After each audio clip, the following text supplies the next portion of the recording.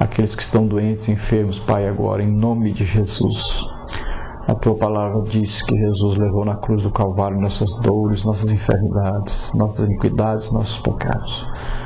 Eu ministro, Pai, sobre eles agora a cura, em nome de Jesus. O poder do Espírito Santo, que eles recebam agora, em nome de Jesus, a cura e a libertação para a honra e glória do Teu nome, Senhor. Nós Te glorificamos, exaltamos, Senhor, Te agradecemos pela Tua palavra, pela Bíblia, a nossa companheira que revela a Tua salvação, revela aquilo que o Senhor tem para nos dizer. Ó Senhor, nós Te agradecemos em nome de Jesus pela Tua palavra escrita, e que ela, Senhor, não só fique escrita no livro, mas seja escrita também em nossos corações, que cada um que está ouvindo possa receber a Tua palavra escrita em seus corações, para não pecar contra Ti.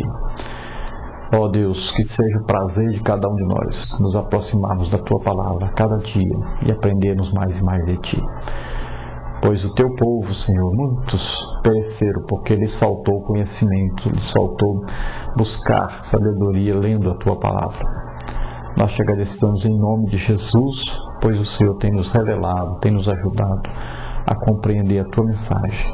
Ajuda, Senhor, a todos nós. Nós Te agradecemos em nome de Jesus. Amém.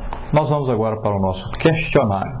Vamos ver aí, na nossa introdução, qual tem sido uma das principais estratégias do diabo para procurar difamar a Bíblia. Então ele usa aí a disseminação de falso ensino de que as Escrituras não é a palavra de Deus, mas apenas a contém.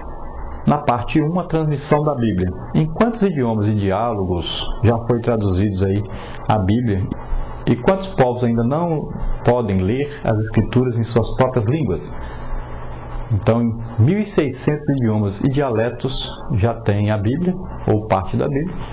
Porém, há mais de 4.000 povos que ainda não podem ler as Escrituras em sua própria língua. Número 5, nos tempos mais remotos, como o Senhor comunica-se com o homem? Então, comunica-se verbalmente. Número 6 aí, para colocar V para verdadeiro e F para falso. Antes do dilúvio, por quantos anos a palavra de Deus foi transmitida oralmente? E que período é esse? Então, por 1.656 anos aproximadamente. É o período que envolve os capítulos 1 até os 5 de Gênesis, isto é, de Adão ao dilúvio. É o período aí antediluviano. É a época em que Deus criou os céus e a terra, o homem e os demais seres vivos. Nesse período, deu-se o crescimento e o desenvolvimento do ser humano. Então, nesse período, deu-se a corrupção geral do gênero humano, que culminou com o juízo divino sobre a humanidade. Na pergunta de número 7, o que compreende o período que vai do dilúvio a Abraão? Então, esse período compreende 1.427 anos e envolve os capítulos 6 a 11 de Gênesis. Nessa época, Deus alertara Noé acerca do dilúvio, salvando a vida de 8 pessoas, sua família, Noé e sua esposa, e seus 3 filhos com as suas 3 esposas. Abraão transmitiu a palavra de Deus oralmente a Isaac. Essa tradição que transmitiu a palavra de Deus oralmente perdurou até os dias de Moisés. Número 8, a pergunta número 8, quem foi o primeiro escritor humano da Bíblia Sagrada? Então, nós sabemos que foi Moisés.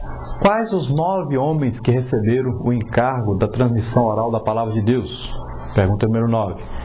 Então, Adão, 930 anos que viveu, falou a Lameque, que viveu 777 anos, este falou a Noé, que viveu 950 anos, este falou a Abraão, que viveu 175 anos, este a Isaac, que viveu 180 anos, este a Jacó, que viveu 147 anos, este a Cote, que viveu 133 anos, este a Arão, 137 anos, e este a Moisés, que viveu 120 anos.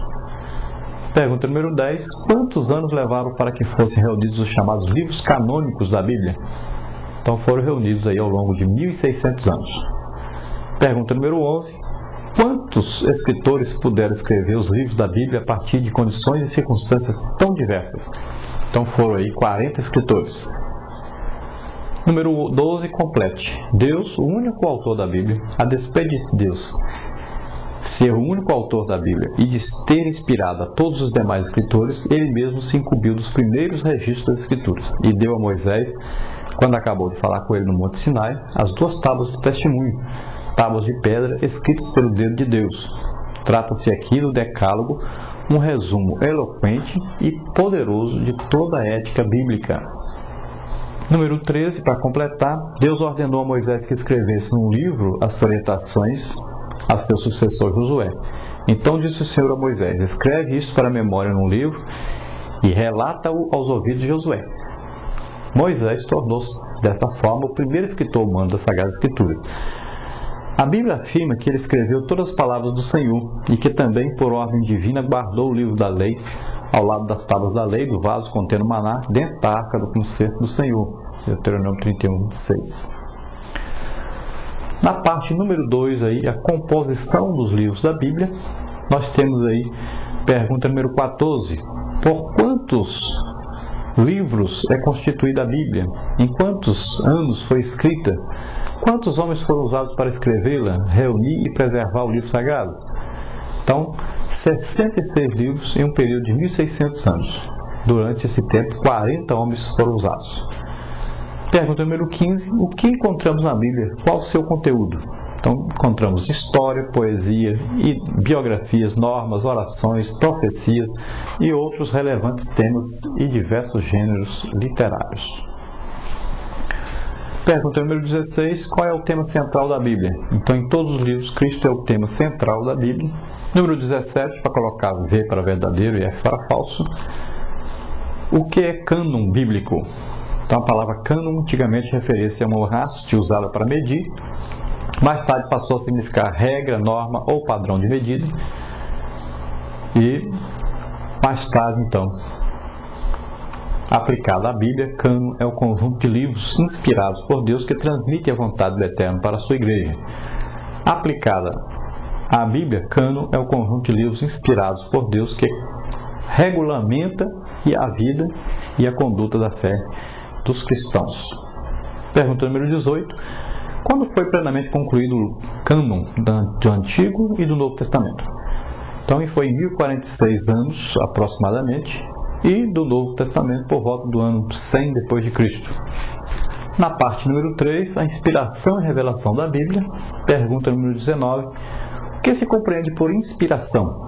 Então, compreende-se por inspiração a influência e a ação divina exercidas sobre os escritores da Bíblia. Os homens santos escreveram a palavra de Deus valendo-se do próprio estilo, vocabulário e cultura, sem prescindirem da direção sobrenatural do Espírito Santo. O que se entende por inspiração verbal? Coloque V para verdadeiro e F para falso. Então, as verdadeiras aí. Entende-se que os escritores sagrados atuaram sob ou debaixo da direção incondicional do Espírito Santo. Entende-se também que os escritores sagrados escreveram exatamente o que o Senhor desejava que fosse escrito. E também a inspiração verbal das Escrituras não é uma mera teoria, mas a natureza própria da Bíblia. O que indica a inspiração plenária? Indica que o conteúdo do ensino e a doutrina das Escrituras foram completamente inspirados por Deus. Complete. Não há na Bíblia qualquer parte que não seja inspirada e autorizada por Deus. Toda a Escritura é divinamente inspirada. Segunda Carta do Apóstolo Paulo a Timóteo, capítulo 3, versículo 16. Todas as traduções bíblicas são consideradas escritos inspirados? Por quê? Então não são todas as traduções bíblicas consideradas inspiradas. Por quê? Porque muitas vezes suas cópias ou versões foram modificadas pelos copistas ou tradutores. Seitas aí que pegam e fazem suas próprias traduções da sua maneira, muitas vezes por pessoas que nem entendem nada de grego, ou de aramaico, ou de hebraico, e acabam traduzindo da sua maneira, da sua seita. Mas de maneira geral, as Bíblias todas se combinam e todas têm a mesma mensagem. O que se entende por revelação bíblica? Entende-se que é o agir de Deus pelo qual ele dá a conhecer ao escritor sagrado coisas ignoradas, isto é, o que este por si só não poderia saber. Toda a Bíblia foi inspirada por Deus, mas nem toda ela foi dada por revelação. Cite exemplos de escritores que escreveram a Bíblia, mas não precisaram de revelação de Deus para escrever todos os seus escritos. Então, temos aí esse exemplo de Lucas, foi inspirado a examinar trabalhos já conhecidos e escreveu o evangelho que traz o seu nome. E Moisés, por exemplo, foi inspirado a registrar o que presenciara como relato pentateuco. Para completar, A Bíblia é a fonte mais fidedigna sobre a origem da vida e do homem, bem como do desenvolvimento da humanidade a partir da criação, passando pela queda e redenção até o final de todas as coisas na consumação dos séculos. A Bíblia é a palavra de Deus.